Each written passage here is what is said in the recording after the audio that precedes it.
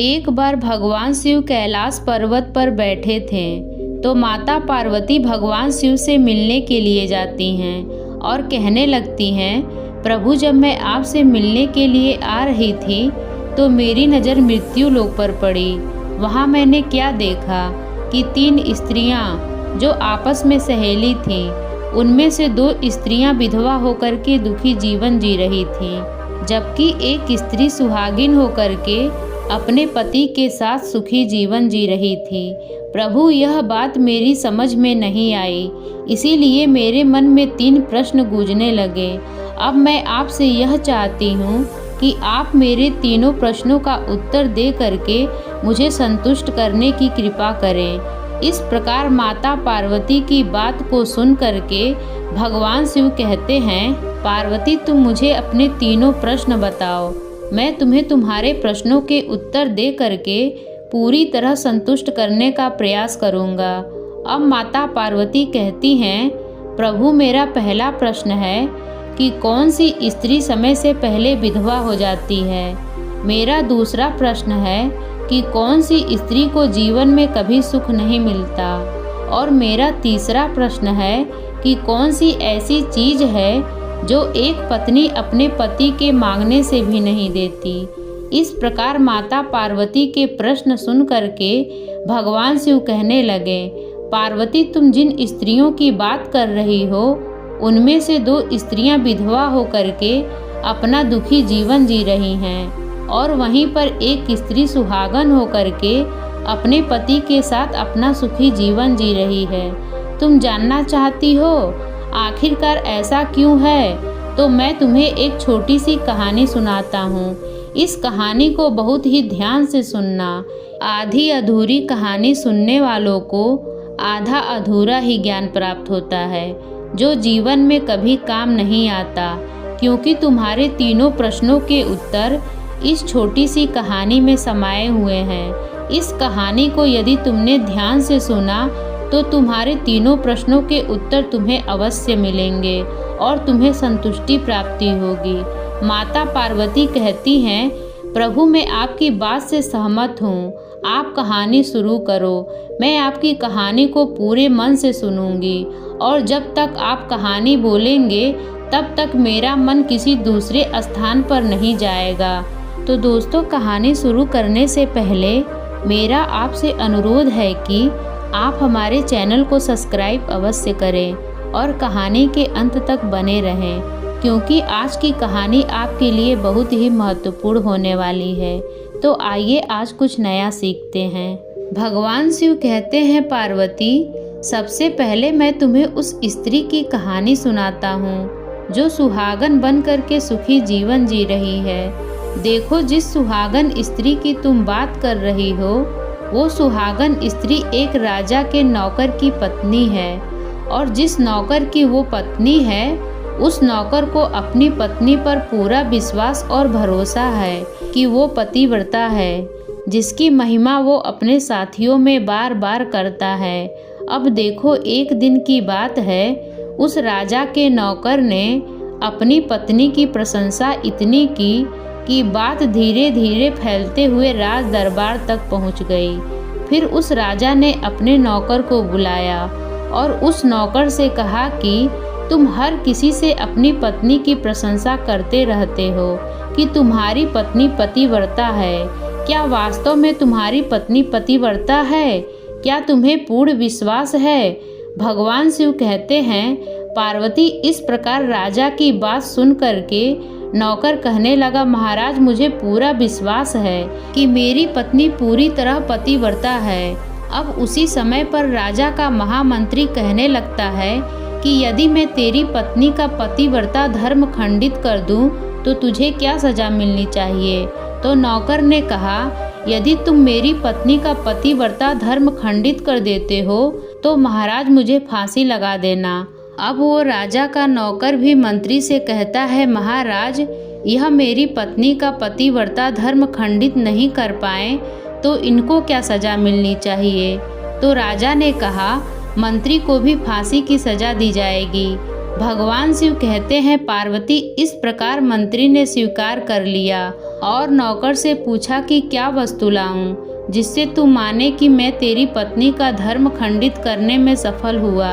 तो नौकर ने कहा, मंत्री यदि तुम मेरे घर जा करके मेरे विवाह के समय पर मुझे एक पटका मिला था और एक कटार मिली थी जो दूल्हे को देते हैं, वो मेरी पत्नी ने बहुत ही संभाल के रखी है, जो सुहाग की निशानी मानी जाती है। यदि पटका और कटार लाकर तू मुझे दिखा दे तो मैं मान जाऊंगा कि मेरी पत्नी का धर्म तूने पूरी तरह नष्ट कर दिया है। अब भगवान शिव कहते हैं, पार्वती शर्त स्वीकार हो जाने के बाद में वो मंत्री शहर में जाता है और एक दूती से जाकर मिलता है। वो दूती एक दूसरे से भिड़ाने का काम करती थी और जो काम कोई नहीं करता था उस काम को करने में वह सक्षम थी। इस प्रकार उस मंत्री ने उस दूती को अपने स्वार्थ के लिए बुलाया और दूती से कहा, देखो इस नाम का एक व्यक्ति है, उससे मेरी शर्त लगी है। और फिर उसने उस शर्त के बारे में उस दूती को सारा कुछ बता दिया। फिर वो उस दूती से कहने लगा कि तू कैसे भी करके उस स्त्री से मेरा संपर्क करवा दे, तुझे जितना धन चाहिए मैं उतना धन दूंगा। भगवान शिव कहते हैं, पार्वती इस प्रकार मंत्री की बात सुन करके दूती कहने लगी, भाई तू उस औरत के बारे में बात मत कर, वह औरत पूरी तरह से पतिव्रता है, वो तेरी ओर देखेगी भी नहीं, तेरी शकल भी नहीं देखेगी और उसके परिवार वाले भी खुखार हैं, तेरी खाल उतार लेंगे। तो मंत्री कहने लगा, ठीक है, यदि तू मेरा उससे संपर्क नहीं करवा सकती है तो एक काम कर दे, उसके घर जा करके पटका और कटार चुरा कर ला दे और उसकी पत्नी के गुप्तांग के पास में यदि कोई चिन्ह हो तो वो चिन्ह भी मुझे देखकर बता दे, फिर मैं तुझे मुँह मांगा इनाम दूंगा। भगवान शिव कहते हैं, पार्वती यह बात दूती की समझ में आ गई। उसने कहा, ठीक है, मैं तुम्हारा काम अवश्य करूंगी। नौकर शहर में रहता था। दूती नौकर के घर जाती है और उसकी पत्नी से जाकर बोलती है, बेटी मैं तेरे पति की बुआ हूँ, मैं कई वर्षों बाद आई हूँ। तो उस स्त्री ने कहा, आओ बुआ जी, मैंने आपको पहले कभी नहीं देखा, इसीलिए पहचान नहीं पाई। और इस प्रकार उस दूती को उस नौकर की पतिव्रता स्त्री ने बहुत बड़ा सम्मान दिया, मगर उसे क्या मालूम था कि यह उसके साथ छल करने आई है। अब भगवान शिव कहते हैं कि पार्वती इस प्रकार वो दूती उस पतिव्रता स्त्री के साथ में 2 दिन तक रुकी। जिस समय वो स्त्री स्नान करने लगी तो वो दूती उठकर उस स्त्री की कमर मलने लगी। उस पतिव्रता स्त्री ने बहुत मना किया, फिर भी वो दूती नहीं मानी और कहने लगी, मुझे तो तुम बेटी से भी प्यारी लगती हो, तुम मना मत करो। काफ़ी दिनों के बाद में मेरी और तुम्हारी पहली बार मुलाकात हुई है। अब ऐसा कह करके वो दूती मुंह पर हाथ फेरने लगी। फिर आँखों को धोने के बहाने से उस दूती ने पतिव्रता स्त्री की आँखों में पानी मार दिया और उस स्त्री की आँखें बंद हो गई। इस प्रकार गुप्तांग के पास जांघ पर उस स्त्री के एक तिल था जो उस दूती ने देख लिया। बस उसका काम बन गया। उधर स्नान करने के बाद जब वो पतिव्रता स्त्री रसोई में खाना बनाने गई तो उस दूती को मौका मिल गया और उसने पटका और कटार उस नौकर के घर से चुरा लिए और वहाँ से चुपके से भाग गई। और जा कर के दूती ने वह पटका और कटार मंत्री को दे दिए और उस पतिव्रता स्त्री के जांघ पर तिल के निशान भी बता दिए। भगवान शिव कहते हैं कि पार्वती फिर वो मंत्री पटका और कटार लेकर सीधा राजा के दरबार में पहुंचा और राजा से जाकर कहा, महाराज, मैंने नौकर की पत्नी के पास में 2 दिन बिताए हैं और यह पटका और कटार उसी के हाथों से लेकर आया हूँ। फिर तो राजा ने दरबार लगाया और नौकर को बुलाया तथा महामंत्री से सभा में पटका और कटार नौकर को दिखाने के लिए कहा। फिर राजा की आज्ञा पाकर मंत्री ने उस नौकर को पटका और कटार दिखाया और उसकी पत्नी की जांघ पर तिल भी बताया। तो नौकर मान गया कि वास्तव में आज मेरी पत्नी ने अपना पतिव्रता धर्म पूरी तरह से भंग करवा लिया। भगवान शिव कहते हैं कि पार्वती, फिर तो राजा ने फांसी का दिन 15 दिन के बाद रख दिया और कहा नौकर को 15 दिन के बाद फांसी पर चढ़ाया जाएगा। और इस प्रकार नौकर से उसकी अंतिम इच्छा पूछी तो नौकर ने कहा, मैं अपनी पत्नी से अंतिम बार मिलना चाहता हूँ। भगवान शिव कहते हैं कि पार्वती, इस प्रकार राजा ने उस नौकर को आज्ञा दे दी कि ठीक है, तुम अपनी पत्नी से मिल सकते हो। फिर नौकर अपने घर गया और अपनी पत्नी से कहा कि तुमने मेरे साथ बहुत बड़ा धोखा किया। मैंने तुम्हारे विश्वास पर मंत्री से ऐसी शर्त लगाई थी कि राजा के दरबार में राजा के सामने मैंने कहा था कि मेरी पत्नी का पतिव्रत धर्म कोई नष्ट कर दे तो मुझे फांसी लगा देना। अब मुझे 15 दिन के बाद फांसी लगा दी जाएगी। मेरे साथ विश्वासघात करके तुमने ठीक नहीं किया। भगवान शिव कहते हैं कि पार्वती, उस पतिव्रता स्त्री ने अपने नौकर पति को सारी बात बताई, मगर उसे विश्वास नहीं हुआ और पुनः वह राजा के दरबार में पहुंच गया।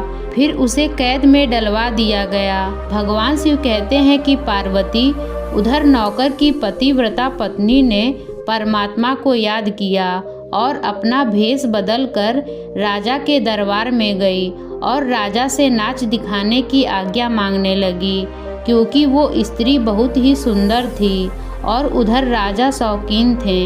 इसीलिए राजा ने आज्ञा दे दी। सभी मंत्री संतरी आदि उपस्थित होकर के इस सुंदरी का नाच करवाने की पूरी व्यवस्था की। भगवान शिव कहते हैं कि पार्वती, फिर तो सब मंत्री महामंत्री राजा आदि दरबार में उपस्थित हुए। फिर उस नौकर की पत्नी ने जब नाचना शुरू किया तो राजा को उस स्त्री का नाच बहुत ही सुंदर लगा। फिर राजा ने कहा, तुम मुझसे क्या मांगना चाहती हो? तुम जो भी मांगोगी मैं तुम्हें वही दूंगा। भगवान शिव कहते हैं कि पार्वती, फिर उस नौकर की पतिव्रता स्त्री ने कहा, महाराज, आपकी सभा में मेरा चोर है जिसने मेरे रुपये लिए थे मगर आज तक वापस नहीं दिए। उसे फांसी की सजा दे दीजिए। अब राजा ने कहा, ठीक है, बताओ मेरे दरबार में तुम्हारा चोर कौन है, उसका क्या नाम है, मैं उसको फांसी की सजा अवश्य दूंगा। भगवान शिव कहते हैं पार्वती, फिर उस नौकर की पतिव्रता स्त्री ने कहा, महाराज, आपका मंत्री मेरा चोर है, आप इसको फांसी की सजा दे दीजिए। अब उधर जैसे ही मंत्री ने सुना कि ये सुंदरी मुझे अपना चोर बता रही है तो मंत्री कहने लगा कि महाराज, मैं कसम खाकर कहता हूँ कि मैंने इसका कभी कुछ नहीं चुराया। मैंने इसको कभी आज तक देखा ही नहीं, तो मैं इसकी चोरी कैसे कर सकता हूँ? मैंने आज तक इसकी शक्ल ही नहीं देखी है। अब भगवान शिव कहते हैं कि पार्वती, जैसे ही मंत्री ने कहा कि मैंने इस सुंदरी की शक्ल आज तक नहीं देखी है, तो वो सुंदरी कहने लगी कि महाराज, यदि यह मंत्री मुझे जानता नहीं है तो आप इससे ये पूछिए कि यह पटका और कटार कहाँ से लाया था। मैं उस नौकर की पत्नी हूँ जो आपके यहाँ नौकरी करता है और आप मेरे निर्दोष पति को फांसी पर चढ़ाने वाले हैं। अब मैं आपको पूरी कहानी सुनाती हूँ। ये जो आपका मंत्री है, इसने मेरे पास अपनी एक दूती को भेजकर मेरी जांघ के तिल का पता लगाया और उसने ही यह पटका और कटार चुरा करके इसको ला करके दी। और आपके मंत्री के द्वारा भेजी गई दूती जब मेरे घर आई थी तो उसने मुझसे कहा था कि वह मेरे पति की बुआ है। वो पहली बार आई थी, इसीलिए मैं उसको पहचान ना सकी और महाराज, इस प्रकार मैंने उस स्त्री को अपने यहाँ पर बहुत बड़ा सम्मान दिया और अपने यहाँ पर ठहरने की व्यवस्था की। भगवान शिव कहते हैं कि पार्वती, इस प्रकार उस नौकर की पतिव्रता स्त्री की बात सुन करके राजा ने दूती को बुलाया। फिर उस दूती ने राजा को सारी सच्चाई बताई। फिर राजा ने उस नौकर को छोड़ दिया और मंत्री को फांसी पर चढ़ा दिया।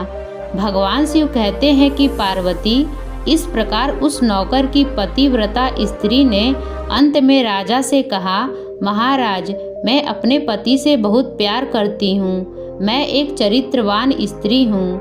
कभी भी अपने पति का नाम तक अपने मुंह से नहीं लेती हूँ। अब भगवान शिव कहते हैं कि पार्वती, मेरी कहानी पूरी हुई। अब तुम अपने तीनों प्रश्नों के उत्तर सुनो। तुम्हारा पहला प्रश्न था, कौन सी स्त्री समय से पहले विधवा हो जाती है? तो जो स्त्रियां अपने पति का नाम लेती हैं वो समय से पहले ही विधवा हो जाती हैं, क्योंकि पति का नाम लेने से पति की उम्र कम हो जाती है और समय से पहले ही उसके पति की मृत्यु हो जाती है। ऐसी स्त्रियां जो अपने पति का नाम लेती हैं वह समय से पहले ही विधवा होकर एक दुखी जीवन जीती हैं। बस यही राज की बात है कि तुम जिन 3 सहेलियों की बातें कर रही थी उनमें से 2 विधवा थी और एक यह नौकर की पत्नी थी जो पतिव्रता स्त्री थी।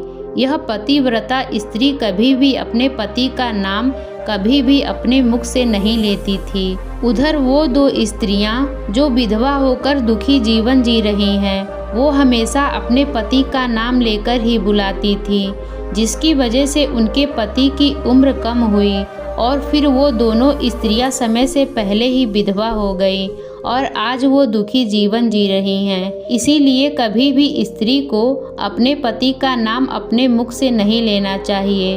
अब तुम्हारा दूसरा प्रश्न था, कौन सी स्त्री को जीवन में कभी भी सुख नहीं मिलता? तो समझ लो, जो स्त्रियां अपने पति की बिना अनुमति के किसी तीर्थ स्थान या उत्सव पर जाती हैं उनके जीवन में कभी भी सुख नहीं आता। ऐसी स्त्रियां जीवन में दुखी रहती हैं और उन्हें पति का प्रेम कभी नहीं मिलता। अब भगवान शिव कहते हैं कि पार्वती, तुम्हारा तीसरा प्रश्न था कि ऐसी कौन सी चीज़ है जो एक पत्नी अपने पति के मांगने से भी नहीं देती? तो समझ लो वो चीज़ गाली है। एक चरित्रवान स्त्री अपने पति को गाली नहीं दे सकती। जो स्त्री गाली देती है वो स्त्री कभी भी चरित्रवान नहीं होती और ऐसी स्त्री जीवन भर रोती है। उसके जीवन में कभी भी सुख की घड़ी नहीं आती है और समय से पहले ही ऐसी स्त्री विधवा हो जाती है। इस प्रकार भगवान शिव के मुख से सुनकर माता पार्वती तीनों प्रश्नों से संतुष्ट होकर कहती हैं, स्वामी, वास्तव में जो स्त्री चरित्रवान होती हैं वो कभी दुखी जीवन नहीं जीती, क्योंकि ऐसे घर में लक्ष्मी का सदा वास होता है और वो घर धन धान्य से हमेशा भरा रहता है। ऐसी स्त्रियां हमेशा घर को स्वर्ग बना देती हैं। दोस्तों, वीडियो अगर पसंद आया हो तो लाइक और शेयर करिएगा। हमारे चैनल को सब्सक्राइब करिएगा। वीडियो देखने के लिए आप सभी लोगों का बहुत बहुत धन्यवाद।